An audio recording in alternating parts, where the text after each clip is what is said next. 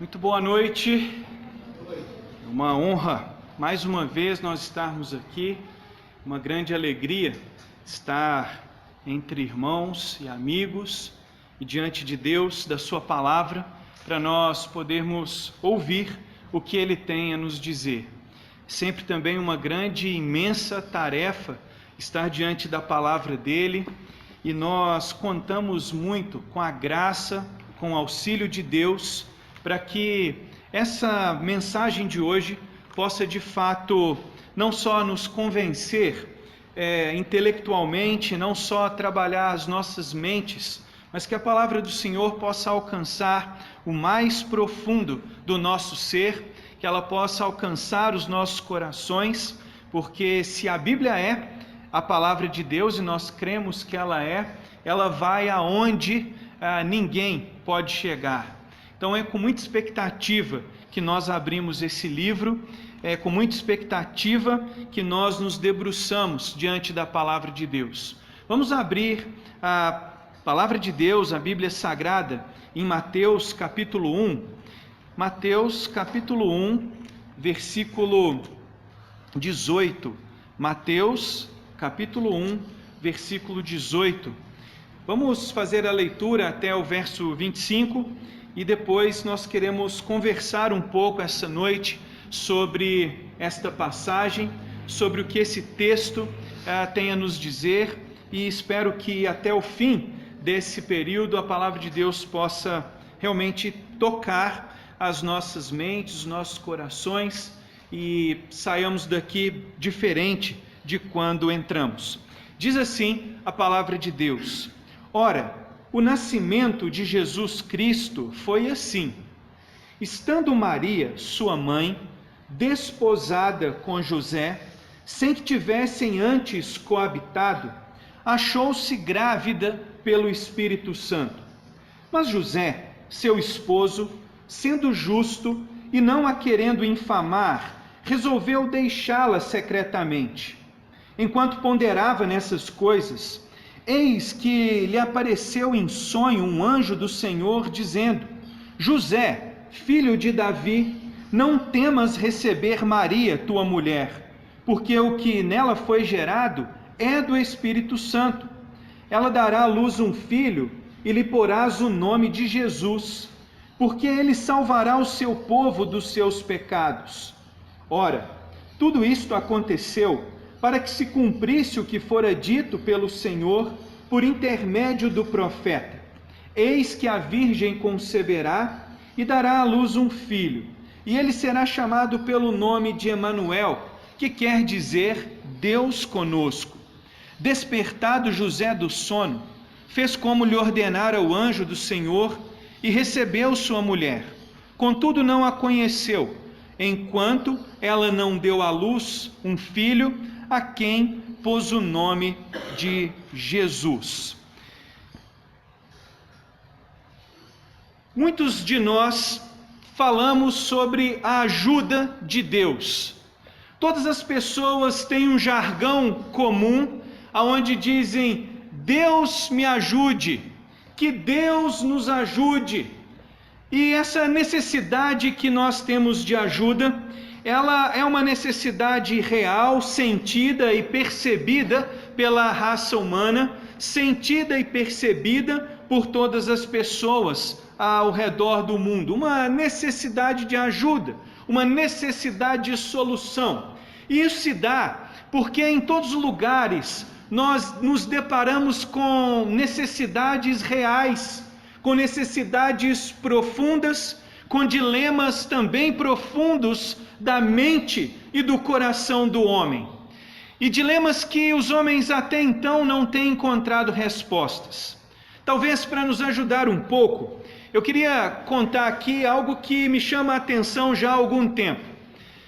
Vira e mexe com certa regularidade, nós estamos indo a uma festinha infantil ou outra por causa dos nossos filhos, das crianças. Nós vamos numa festa ou outra de crianças e os pais se dedicam ali e tudo mais.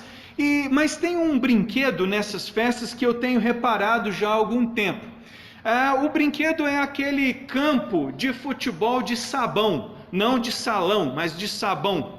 É um campo ali molhado, né, úmido, com água, com muito sabão, evidentemente, inflável, né, o brinquedo é inflável, e as crianças sobem ali, várias, e tentam fazer gol e tudo mais, mas a bem da verdade é que as crianças permanecem em pé ali por pouco tempo, todo mundo cai e no final todo mundo sai machucado, né? Quando não vai para o hospital, sai um pai lá desesperado, porque aquele brinquedo ele não tem estabilidade e as pessoas ficam brincando ali, elas escorregam, caem e essa é a realidade do brinquedo ali. Dentro daquele campo de futebol de salão, a verdade é, ninguém para em pé e todo mundo sai machucado. É isso o que parece que acontece no nosso mundo.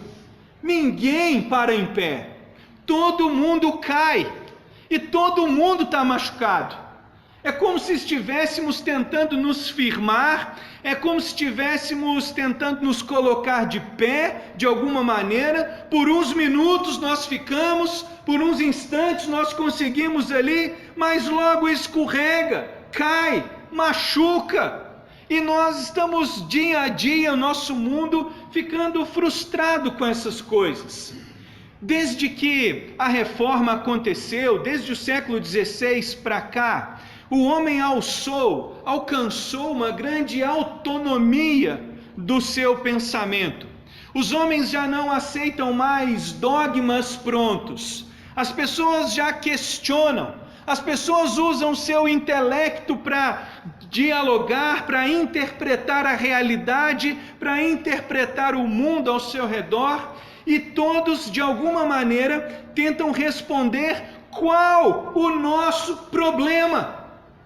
Que há um problema, todos nós temos visto. Mas uma segunda pergunta que nós fazemos é: de onde virá a nossa ajuda? E os homens, vários tentaram e tentam interpretar esses problemas de alguma maneira, tentam compreender essa liquidez de pensamento e de conduta que nós temos nesse mundo, essa liquidez de ideologias. Parece que cada um pensa e faz uma coisa e no final ninguém está de pé, todo mundo cai, todo mundo está machucado, mas ainda assim há esforço das pessoas de tentarem explicar essas questões. Uma delas é a chamada biológica, ou geneticista, né? As pessoas acham que para resolver o problema do mundo, para interpretar a realidade, encontrar a resposta das coisas, o problema da humanidade, o problema do homem deve ser um problema genético. Vamos tentar entender o homem dessa perspectiva. Vamos tentar entender a tristeza que essa pessoa anda da perspectiva biológica. Vamos tentar interpretar o comportamento dessa pessoa da perspectiva biológica. Deve ter um gene. Ela deve ter tido essa opção de vida porque tem uma coisa biológica acontecendo com essa pessoa. Tem algo que dá para explicar dessa perspectiva da genética no mundo. Talvez outros tentam interpretar a realidade de uma perspectiva psicológica. Essa pessoa tem esse problema porque o pai fazia tal coisa, porque a mãe fazia tal coisa. Então ele tem que fazer as pazes lá com o passado, ele tem que isso, ele tem que aquilo. Uma perspectiva comportamental. Ele está assim por tal motivo, a razão, tentando explicar as coisas. Talvez nós possamos explicar o meu problema e o problema do nosso mundo de uma perspectiva social. Eu acho que o problema do mundo é o capital mal distribuído. Se as pessoas morassem melhor, se as pessoas estudassem melhor, se as pessoas tivessem casas e circunstância, conforto maior de vida, elas iriam sim ser pessoas melhores. Nós iríamos resolver o problema do nosso mundo. Por fim, o desdobramento disso tudo é realmente o individualismo e a individualidade, o individualismo, melhor dizendo, que as pessoas andam. Aonde a medida máxima das coisas agora é o indivíduo. Quem sabe esse indivíduo, com as suas particularidades, com os seus problemas, o entorno da sua vida, as coisas ao seu redor, talvez se eu interpretar isso bem, eu posso ajudar essa pessoa melhor. Embora essas teorias, esses pensamentos que falei, tenham seus pontos positivos aqui e ali, ainda assim, parece que todos nós estamos no campo de futebol de salão, aonde todo mundo escorrega, todo mundo cai e todo mundo está machucado.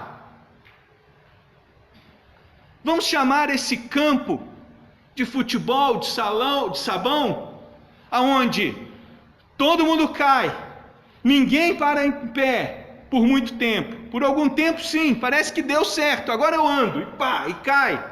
Essas teorias são meio que assim, falam uma coisa interessante. Por um tempo parece legal, mas rapidamente, pá, cai. Vamos chamar esse campo escorregadio de mundo natural. O nosso mundo natural. E tudo o que acontece está limitado a esse mundo. Tudo o que acontece está limitado a esse campo de futebol de sabão, inflável, escorregadio, que todo mundo cai e todo mundo sai machucado. Mas todo mundo está tentando ficar de pé. Ou a maioria. Esse mundo, esse campo, nós vamos chamá-lo de mundo natural. O limite é ele mesmo. Não há nada além dele. E as pessoas estão se esforçando para viver melhor dentro desse campo de futebol, de sabão. Só que todo mundo cai, ninguém para de pé, todo mundo sai machucado. Não tem nenhum que consegue ficar de pé. Eles tentam explicar, eles tentam encontrar a solução, mas eles estão limitados a um campo de futebol de sabão, inflado, aonde escorregadio, aonde todo mundo cai, aonde todo mundo machuca, e ninguém resolve o problema. Se você, honestamente, estivesse olhando para este campo de futebol, de sabão, inflado, escorregadio, aonde todo mundo cai, aonde todo mundo machuca, e ninguém consegue resolver a solução, achar a solução. Se você honestamente olhasse para esse campo, você ia dizer o quê? Nós só teríamos uma chance. Uma. Se alguém, além desse campo, se alguém, além disso que é natural, além do meu limite, nós não conseguimos pensar e agir além do campo. Nós não conseguimos passar disso, explicar mais que isso. Mas se tivesse alguém além, alguém do lado de fora desse campo, talvez este alguém pudesse nos ajudar.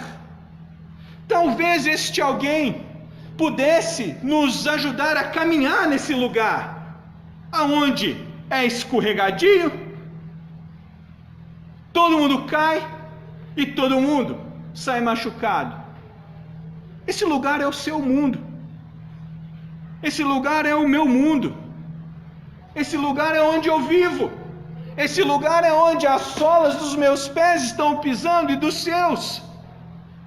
E nós assistimos desde a mais tenra idade. Nós percebemos desde cedo na vida que esse campo, esse mundo natural, lastimavelmente, ele é escorregadio. Todo mundo cai, todo mundo se machuca, e ninguém acha solução. Quando busca a solução, tão somente e apenas nos limites do que nós hoje chamamos de mundo natural, que é o campo de futebol, de sabão, escorregadio, onde todo mundo cai, onde todo mundo se machuca e ninguém encontra a solução. A única solução só poderia vir de fora. E é precisamente desta solução, desta ajuda real, desta ajuda efetiva, que o texto de Mateus se presta a dizer. É essa ajuda, é dessa ajuda, além de nós, que este texto tenta nos explicar. É disso que Mateus está falando, de uma ajuda além do campo de futebol inflado, escorregadio, aonde todo mundo cai e todo mundo sai machucado. É dessa ajuda que este texto está falando. Da ajuda de Deus, que ao mesmo tempo em que é totalmente outro, que não está escorregando neste mundo, está além do campo de futebol, está além do que é natural, está acima de tudo e de todos. É este Deus que pode nos ajudar. Mas você poderia me fazer uma pergunta e falar o seguinte: tá bom, a gente sabe disso também há muito tempo. E aonde está essa ajuda?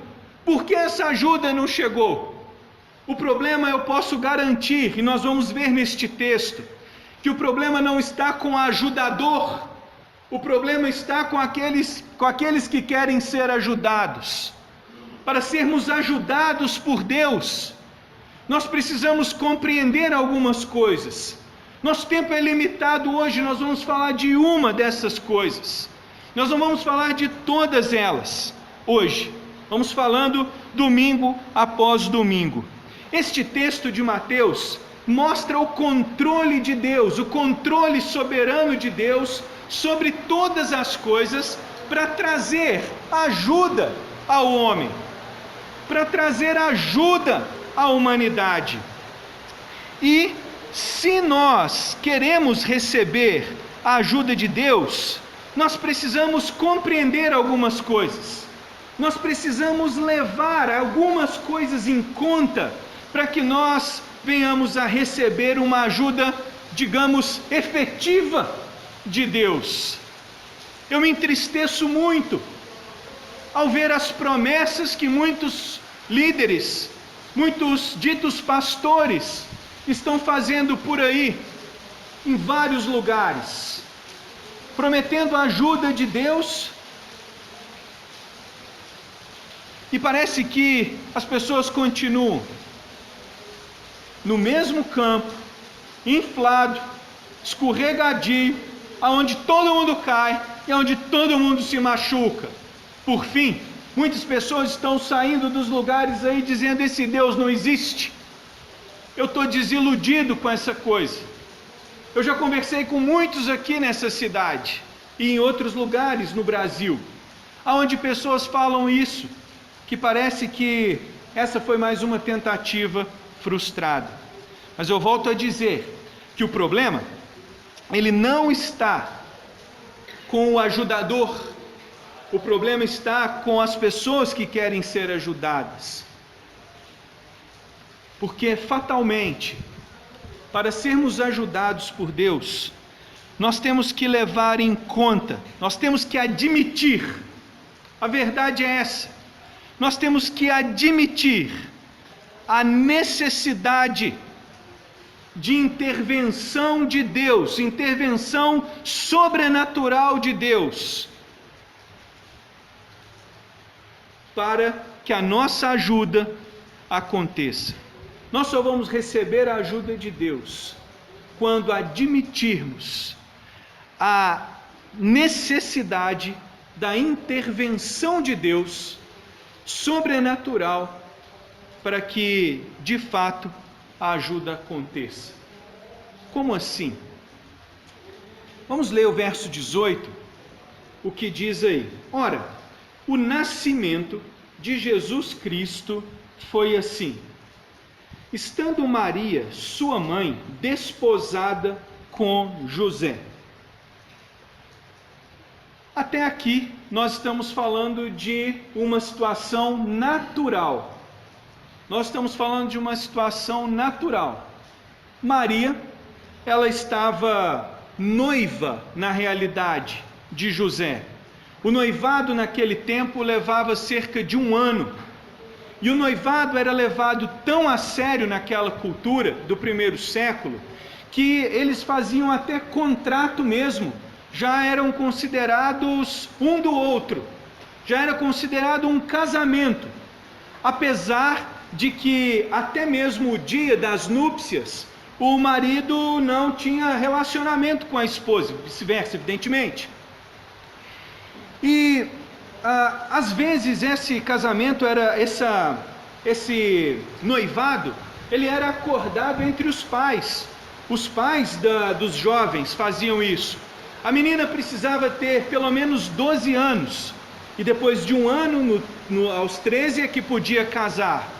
O rapaz deveria ter pelo menos 18 anos, e depois de 1 ano podia casar.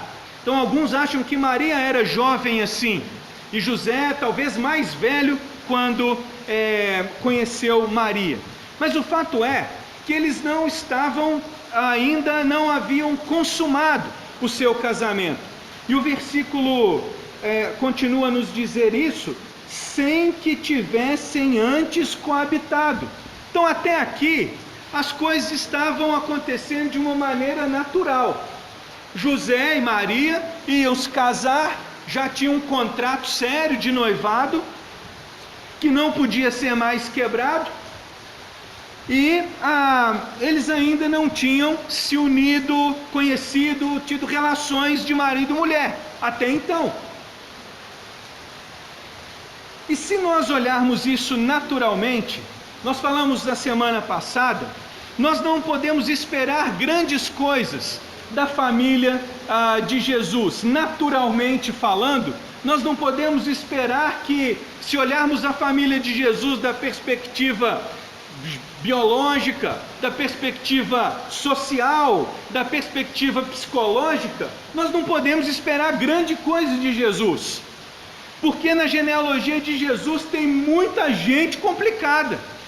Você sabe que Davi cometeu adultério, Salomão teve 1000 mulheres, Acaz matou seus filhos, dedicou seus filhos a um deus pagão da Síria. O negócio era feio. Então, naturalmente falando, olhando a ordem natural da coisa, Jesus ia nascer, sabe aonde? No campo de futebol de sabão, aonde todo mundo escorrega, todo mundo cai, todo mundo sai machucado, ninguém consegue ficar de pé. Era isso, o desdobramento da história. Esse mundo natural. Mas uma coisa não natural, sobrenatural, uma coisa diferente acontece aqui. Diz assim: sua mãe estava, desposada com José sem que tivesse coabitado. No final do verso 18 diz que Maria achou-se grávida pelo Espírito Santo. Mateus está mostrando aqui um tipo de concepção não natural, um tipo de concepção extraordinário. não ordinário, único, singular, aonde muitas pessoas podem rir e dizer: ah, isso aí também é demais, isso aí a gente não consegue explicar. Se a gente não consegue explicar, isso aí é mentira. Então você deve responder para a pessoa: então continua no seu mundo, tentando ficar de pé, caindo, se arrebentando, fazendo guerras. Continua. Porque se o seu mundo é limitado a esse campo de futebol escorregadio, aonde todo mundo tenta ficar de pé, mas todo mundo cai e ninguém fica de pé e sai machucado, se você acha que esse é o jeito de viver, você não vai ser ajudado, você vai continuar caindo. A ajuda, ela tem que vir de fora, porque lá dentro, ou aqui dentro, nesse mundo, está todo mundo quebrado. Tem que ter alguém de fora para ajudar. E para que Deus possa ajudar você e eu, nós precisamos entender que fatalmente nós precisamos de uma ajuda além de nós, fora de nós mesmos. E esse texto mostra que a concepção de Jesus, ela foi extraordinária. O texto grego, ele mostra aqui uma coisa, uma ênfase mesmo forte, que Maria, ela não fez nada para que para essa gravidez acontecer. Ela simplesmente achou-se grávida. O verbo está na voz passiva. Ela achou-se, ela apareceu do nada, grávida. E o texto grego ainda mostra uma preposição importante para deixar claro que essa gravidez, ela não foi uma gravidez de um homem, não foi uma gravidez comum.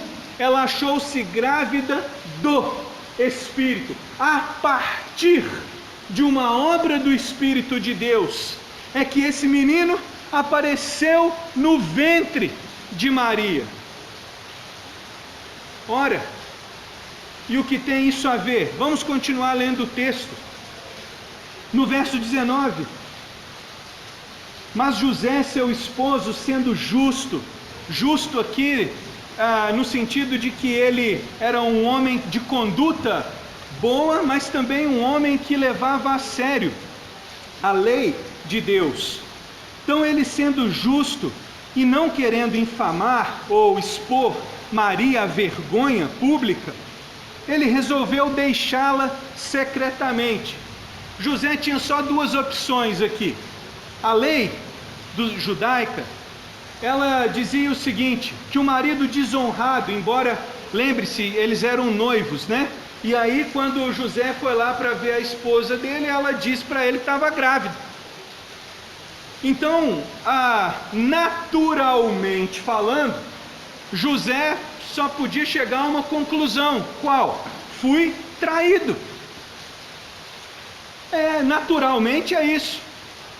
O campo de futebol aconteceu de sabão. Caí, me machuquei, tentei ficar de pé, tentei casar com a Maria, mas não deu. Alguém chegou primeiro. Deu errado. E ele tinha duas opções. Uma era expor, por causa da desonra, expor Maria publicamente. E ela passaria muita vergonha. Alguns dizem que isso podia ocasionar em apedrejamento, coisas do tipo. Mas uma vergonha pública, ela ser exposta, era uma opção.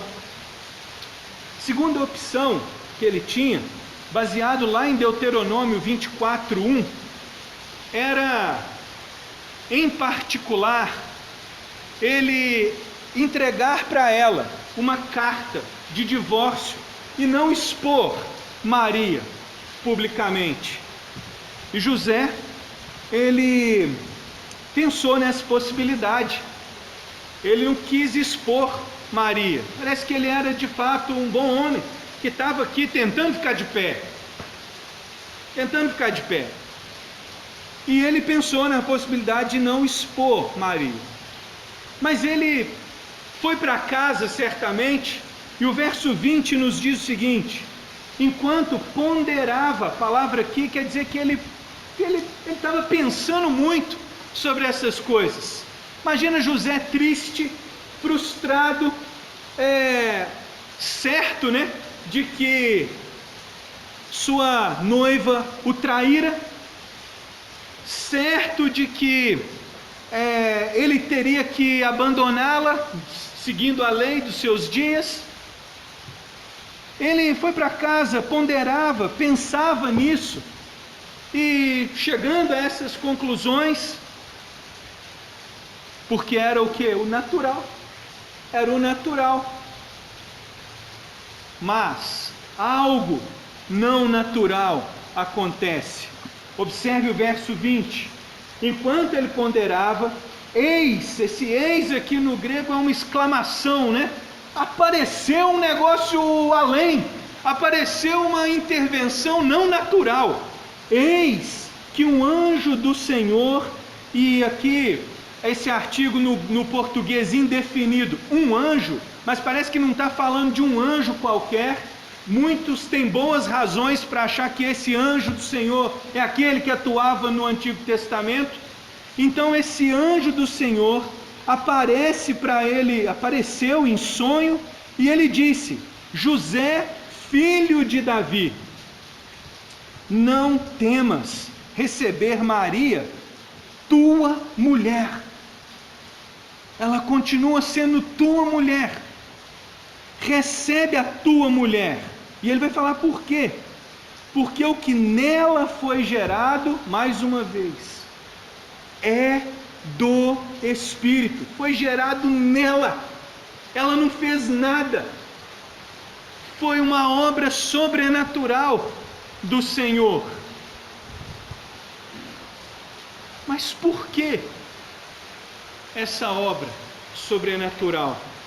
O verso 21 vai dizer, o anjo explica e diz: ela dará à luz um filho e lhe porás o nome de Jesus. Esse menino vai chamar Jesus. Sabe por quê? Porque a palavra Jesus no hebraico, ela quer dizer Jeová salva.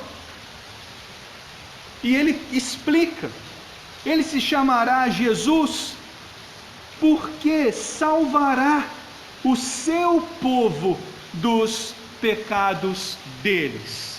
Ele vai chamar Jesus porque ele ajuda. Ele é a ajuda. Ele é o ajudador. É ele que vai ajudar. Sabe, esse mundo natural, esse campo de futebol de salão, aonde ninguém para em pé, aonde todo mundo escorrega, todo mundo cai e todo mundo sai machucado, e ninguém arruma um jeito para resolver isso, e lá dentro ninguém consegue resolver o problema. Pois bem, Deus, mandei um agente externo, a ajuda que vocês não acham, a ajuda que vocês buscam e não encontram. Eu mandei, sou eu mesmo, na pessoa do meu filho. Eu entrei nesse mundo, todo outro, mas ao mesmo tempo se identificando com o problema, para ajudar você, para ajudar seu mundo, para apoiá-lo. E como diz o texto, para salvar o seu povo dos pecados dele. O seu povo aqui é bem abrangente em Mateus e na Bíblia de um modo geral. O seu povo se refere justamente àquelas pessoas que recebem a ajuda, que respondem ao chamado, que respondem à ajuda oferecida, que estendem uma mão vazia para receber esta ajuda pela fé. Esse é o seu povo. aqueles que recebem a ajuda do Senhor. Então, o que eu quero dizer é o seguinte: apesar dos excelentes esforços que muitas pessoas no nosso mundo têm feito para responder aos grandes dilemas desse mundo, para tentar solucionar os grandes dilemas desse mundo, a bem da verdade meus amigos,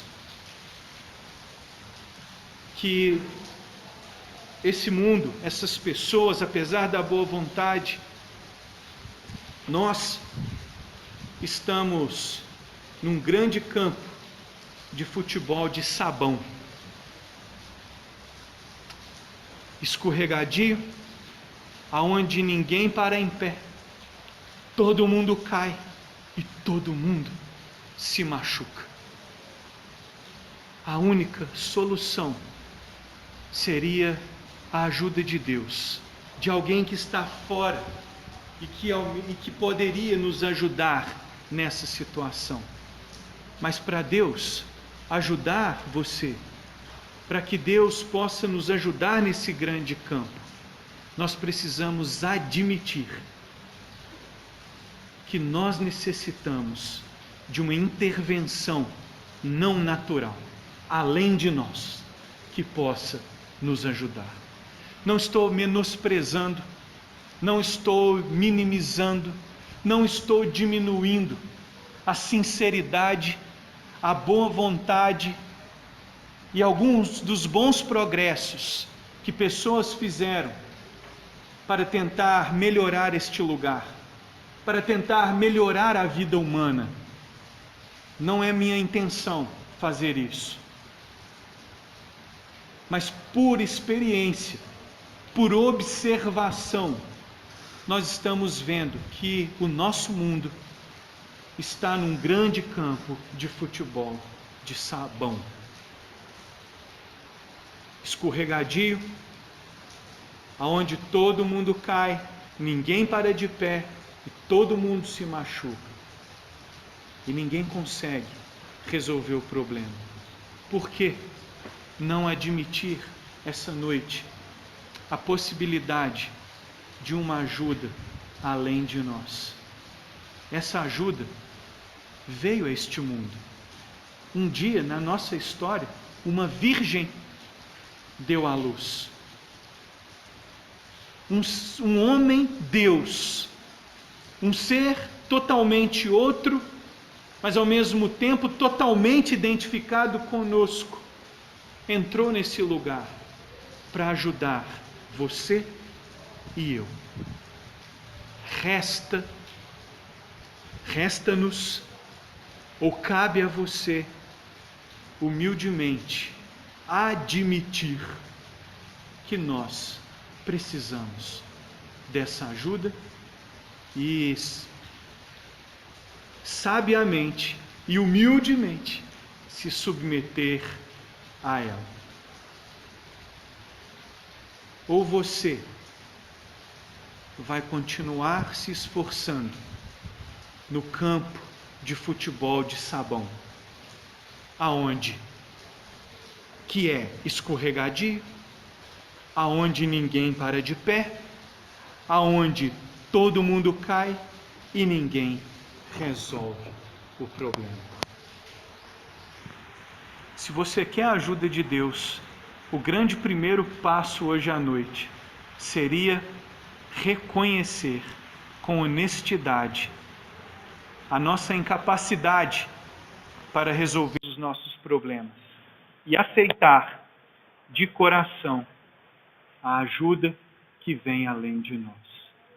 Essa ajuda se chama Jesus Cristo. O nascimento de Jesus foi sobrenatural porque nós precisamos justamente de uma ajuda além de nós mesmos. Sugiro a você, com toda força, que nesse momento assim o faça.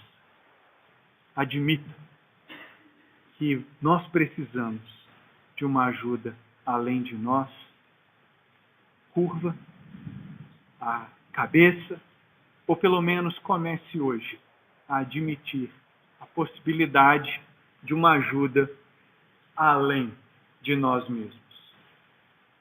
Estou dizendo que essa ajuda é Jesus Cristo, é Deus.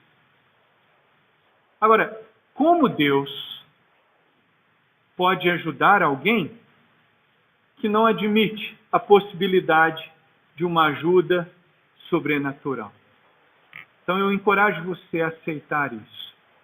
Mas existe mais duas questões nesse texto, falando ainda da ajuda de Deus. A primeira é essa: para sermos ajudados por Deus, precisamos aceitar essa intervenção sobrenatural, uma ajuda além de nós.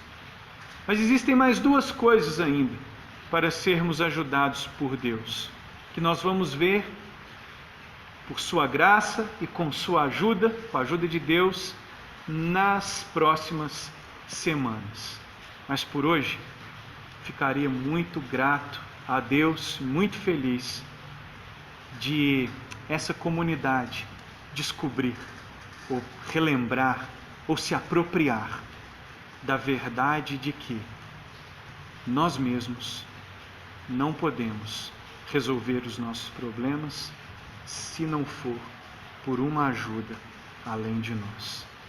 Se é isso, vamos atrás dessa ajuda oferecida o mais rápido possível. Amém?